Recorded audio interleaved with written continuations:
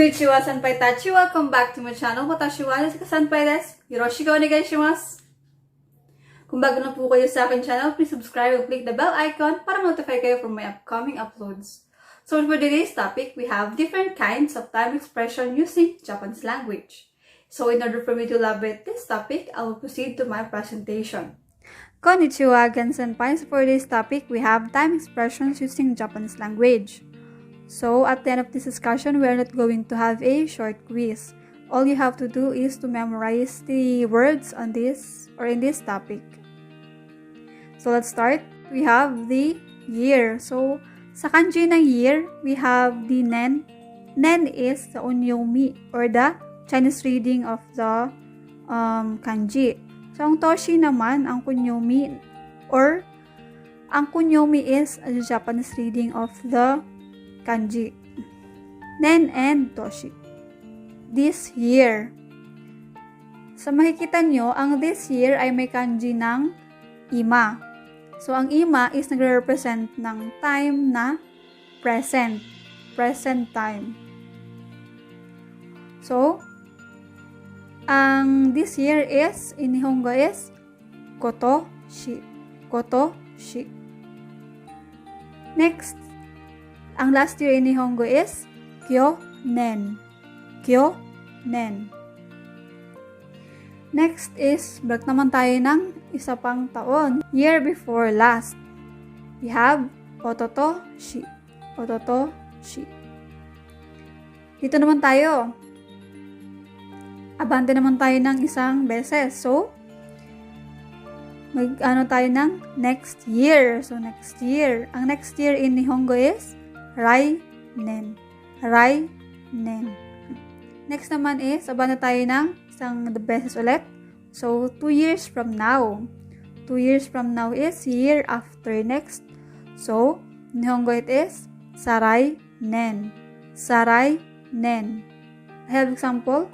We have this year muna. This year is 2020. Last year is, or kyonen is 2019. Ototoshi natin is 2018. Rainen is 2021. Sarainen is 2022. Ayan. So, our next is, tsugiwa, month. So, for the month.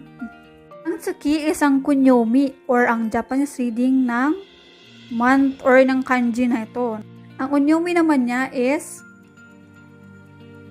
getsu. Getsu. Okay? So, let's start. Simula tayo sa gitna. Ang gitna natin is ang present. So, we have this month. Ang this month sa Nihongo is kongetsu. Kongetsu.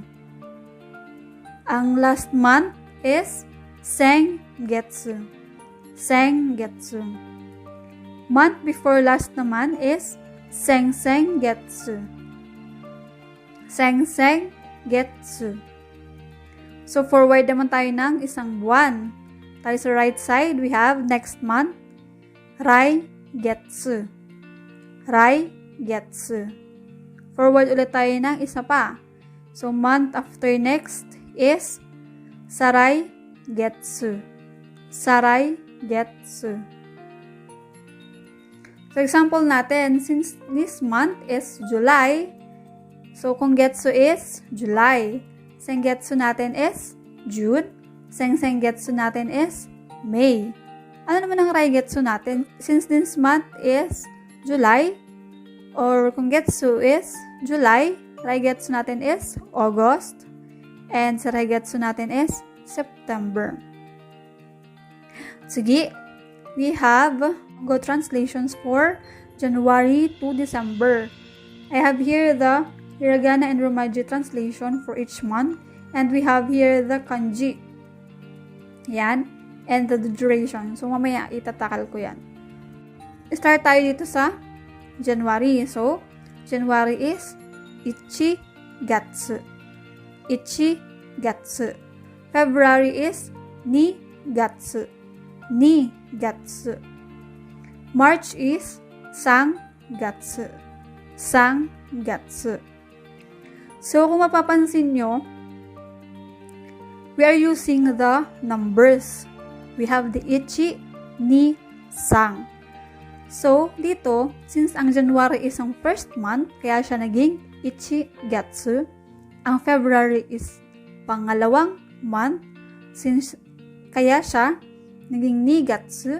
And March is third month, kaya siya naging sang gatsu. So, if you already memorized the numbers on how to read numbers, it will be easier for you na ma-memorize to, since all you have to do is to add the thing for the month, which is the gatsu. Sige is April, we have shigatsu. May, gogatsu. So, hi sa aking mga gogatsu bachi sa aking school dati. Shoutout sa inyo, mga senpai. So, next is June is Rokugatsu. July is Shigatsu. August is Hachigatsu. September is Kugatsu. October is Jugatsu. November is Juichigatsu. December is Junigatsu. Junigatsu. So, dito naman, nakikita natin sa fourth column, we have the duration. So, ang duration natin is parang sa 1 month, yung duration natin, 1 month, 2 months, 3 months. So, yun. So, ang 1 month natin is ikagetsu. Ikagetsu. So, 2 months natin is nikagetsu. Nikagetsu. 3 months natin is sankagetsu. Sankagetsu. 4 months is yonkagetsu. Yonkagetsu. 5 months natin is gokagetsu. Gokagetsu. 6 months natin is rokkagetsu. Rokkagetsu. 7 months natin is nanakagetsu. Nanakagetsu. 8 months natin is hakkagetsu. Hakkagetsu or hachikagetsu. 9 months natin is kyukagetsu. Kyukagetsu. And 10 months natin is jukagetsu. Jukagetsu. Pag 11 naman, we are going to say na juikagetsu.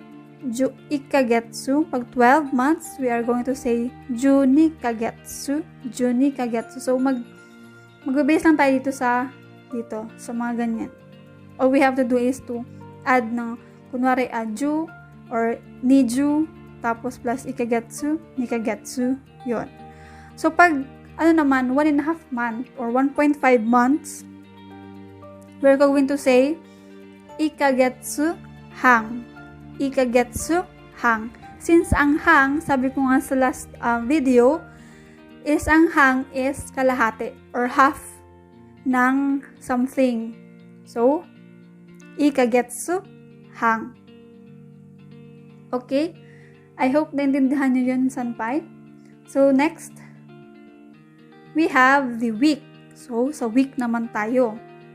Ang shu is the onyomi or the Japanese. Ang shu is the Chinese reading. So, wala siyang kunyomi. Kaya, yun lang ang basa sa kanya. Shu. So, let's start with the present. So, ang present natin is this week, konshu. Konshu. Balik naman tayo ng isang linggo or week. We have last week, senshu. Senshu. Isa pang week. Balik tayo ng isa pang week. 2 weeks ago, we have week before last, sensenshu. Sensenshu. Sige, ano naman tayo? Forward tayo ng isang linggo or week. We have next week. Next week is raishu. Raishu. So, forward ulit tayo ng isa pang linggo. We have 2 weeks after is week after next. Saraishu. Saraishu. sarai shu. So, dito hindi ako makakapagbigay ng example. So, yun na yan. This week, last week, you have konshu, sanshu, sensenshu, raishu, saraishu. Okay, tsugi. So, dito na, sa pinaka, sigla tayo sa year, sa month, sa week, and we have the day. So, simula tayo sa present. Sa present natin is, today, in Nihongo it is, kyo. Kyo. Kyo. Balik naman tayo ng isang araw. So, isang araw natin is, yesterday, we have, kino. Kino. Kino. Balik naman tayo ng isang araw pa. We have day before the day before yesterday. So, is ototoy. Ototoy. So, now, forward tayo ng isang araw. One day is tomorrow. So, in Nihongo it is ashita. Ashita. Forward tayo ng isang araw pa. So, day after tomorrow is asatte. As today is July 6, 2020. So, today is Monday. So, kyo is Monday. Kino, yesterday. Kino is Sunday. Ototoy is Saturday. And kung ngayon is Monday, ashita is Tuesday, and asatte is Wednesday. So, yan. Hi, iwari des. That's all for today. Senpai, thank you for watching on this video. Sana may natutunan kayo, and kung gusto nyo itong video na to, you can share it with your friends na nag-aaral ng Japanese language. Ganbate kata sai, senpai. Mata ne!